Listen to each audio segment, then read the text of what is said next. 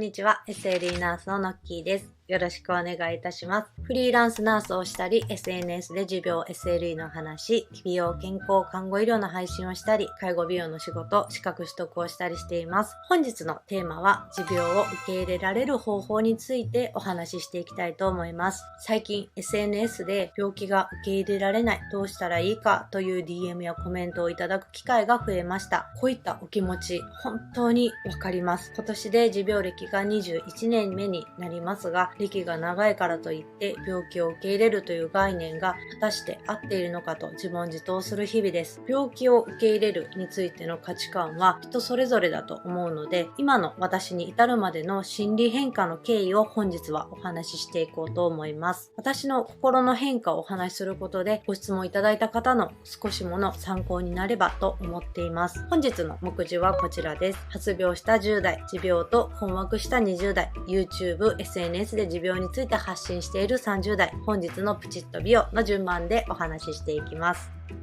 1、発病した10代。最初に私の持病歴をさっとお話ししていきます。小学6年生の10月頃に自己免疫性溶血性貧血を発症し、約3ヶ月ほど入院しました。初めての卒業式がまともに出られなかったという強い印象が残っています。大量の内服、病気発症、私生活でのストレスで拒食症になり、自然月経が高校生を過ぎても来ない、無月経症状が続き、体格の成長が遅い。中学生の頃に抗リン脂質症候群を併発し、バイアスピリンの内服が開始。通院は発症初期は退院後は3日に1回通院、徐々に安定していき、10日に1回、月に1回と変化。その頃の記憶で一番強く病気や自分に対して思う印象は、周りと自分は違うことの葛藤でした。長期の入院、ステロイド内服でムーンフェイスになる、学校を早退しないといけない、拒食症でご飯を食べられないなど、自我が形成されていないこの時期に病気になってしまったので、皆さんが過ごされてきた青春時代を私は過ごせなかったと思います。もちろんこの時期に病気を受け入れるなんてできなかったです。むしろなんで私だけと病や生活を憎んでいました。高校、看護学校は楽しく過ごせたので、自分が病気だと忘れるくらいな日常を送っていたと思います。部活動もしていましたし、夜通し飲んだりもしていました。その頃一番嫌だったのはやはり通院でした。その時間が自分は病気なんだと思い知らされる瞬間で、深く自分の病気を知ってしまうと余計に辛く悲しくなるので、病気を受け入れることは全然できていなかったと思います。過去の話をすると当時の記憶が蘇ってあまりいい気持ちにはなりません。ということは強烈な悲しい出来事として脳が記憶しているんだなと思います。私の持病歴に関してのプロフィールを作っているので、もしよければご参照ください。2、持病と困惑した20代。20代は病棟ナースになった時代です。看護師になった理由は、持病があるので患者さんの気持ちがわかるかなと思った。入院歴があるためちょっとやってみたかった。芸能人に憧れていたので看護資格を持っていたら保険になると思った。などなどの理由で看護師になりました。大変なことがたくさんありましたが、その分楽しいこともたくさんありました。どうにかこうにか再発せず、入院せず、日々の通院で症状は収まっておりました。看護師になってよかったと心から思います。ですが、看護師になって大変なこともたくさんありました。患者ナースということで譲れない部分が強かったので、おそらく先輩には頑固な後輩と映っていたと思います。仕事をしていてしんどくなかったというと、多分しんどかったと思います。疲れやすかったです。でもみんなと同じ仕事量をこなしていました。夜勤も多い時で月に3分の2以上ある時もありました。通院においては10代の頃よりも看護師としての知識がついて、自分の病気を少しずつ知ろうとしていたなと思います。ですが、病気を知るということはこれから起こる不安まで抱えてしまっていたので、結構大変でした。今起きている症状だけではなく、これから起こるであろう症状を考えては落ち込んで、どんどん闇に落ちていってたなと思います。20代後半になってくると、周囲が結婚、出産ラッシュに入ってくるので、それもまたプレッシャーというか、は、持病のある自分の気持ちは誰にも分かってもらえないっていう風な感じで自分の殻に閉じこもっていたなと思います。はたまた30歳になってすぐに子宮頸がん、高度異形成型を診断され、生きる希望を失った時期もありました。この話を詳しくこちらの動画で話していますので、よければ見てみてください。20代の私は仕事、プライベートは楽しかったですが、社会と自分との状況がかけ離れすぎており、そこに対しての不安や劣等感、悲しみが強く、とても悩んでいた時期だったと思います。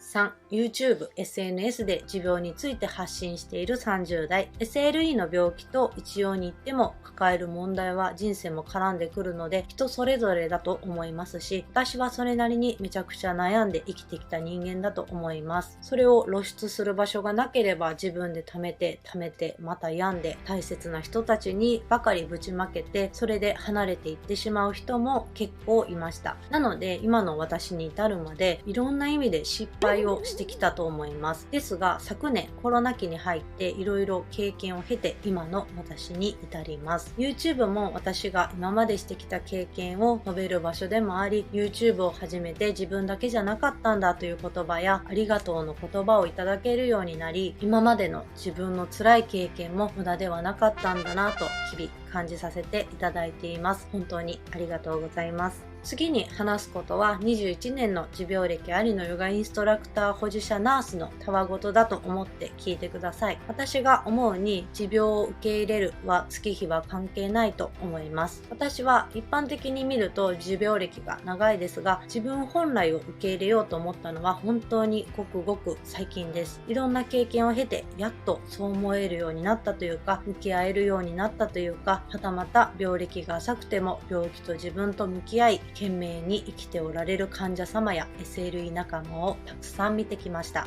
なので何々になったら受け入れられるよというのは一概には言えません。私は持病歴が長すぎて逆に受け入れるまで時間がかかった方だと思います。不安な自分を知るということをすればおのずと受け入れるというか共存ができるのかなと思います。 SLE は全員症状が違うので、私はこうだっていうものがあるかもしれませんが、それはもちろん持っておくべきだと思いますし、自分らしく生きるというところにフォーカスを当てれば自然と自分に優しくなれる選択ができて、周りに合わせなくて自分に合わせる生き方ができて、今よりも楽になれるんじゃないかなと思っています。体調の変化や PMS 時期には上記のように思えない時だってあります。それでも自分を否定せず、ありのままの自分でいることが、ありのままの自分でいさせてくれる環境にいることが幸せに近づくんじゃないかなと思います。この思考はヨガの教えで、瞑想する時にありのままの自分を受け入れる。瞑想以外にもマインドフルネスやその他宗教の考えだったりとか心理学の考えにあります。病気の自分もしんどい自分も頑張れる自分も受け入れられない自分も全部自分です。それでいいんだと思います。受け入れなくてもいいんです。自分に優しくさえいれば。これは私が思うことですが、持病のある方はとっても強くて優しい方が多いように思います。武田鉄矢さんが歌われる海援隊の送る言葉の歌詞にもあるように、人は悲しみが多いほど人には優しくできるのだから、人間は経験から生きていく上でいろいろ判断するようにできています。それは記憶や勉強や体験など、持病がある人は病気という経験をしているので、病気にはいろいろな体験があります。治療を受ける苦痛、人から受ける言動、病気である自分、生活の送りにくさ、病気で別れてしまった人がいるなど、これらの経験を経て物事を捉え考えるので、それは